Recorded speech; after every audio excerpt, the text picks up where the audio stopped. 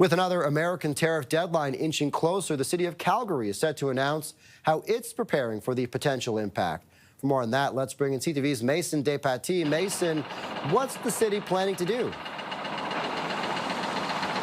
Well, Scott, the mayor will be announcing the steps the city is taking to help shield taxpayers from these tariffs later this afternoon.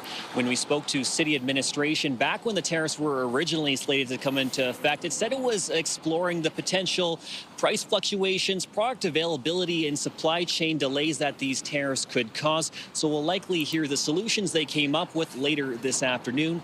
The mayor is also set to talk about how the city can help to protect businesses and major industries here in Calgary.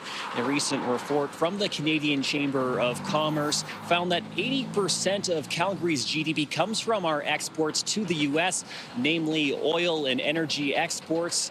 It's ranked Calgary as the second most vulnerable city in Canada, only behind St. John's, to tariffs. So any potential protections the city could provide, Scott, would certainly come in handy if these tariffs do in fact come into effect.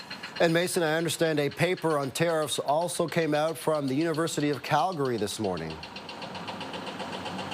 Yes, that comes out of the university's School of Public Policy and looks at how the oil sector can retaliate to tariffs.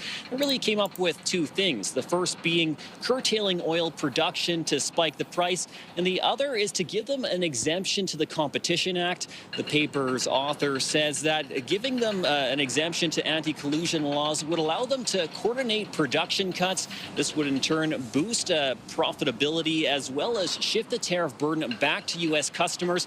But it does come with a warning about the political blowback and also the long-term market consequences that could come from it. So, Scott, it really highlights the tough and complex balancing act policymakers are in right now between the short-term effectiveness and the long-term ramifications of the response.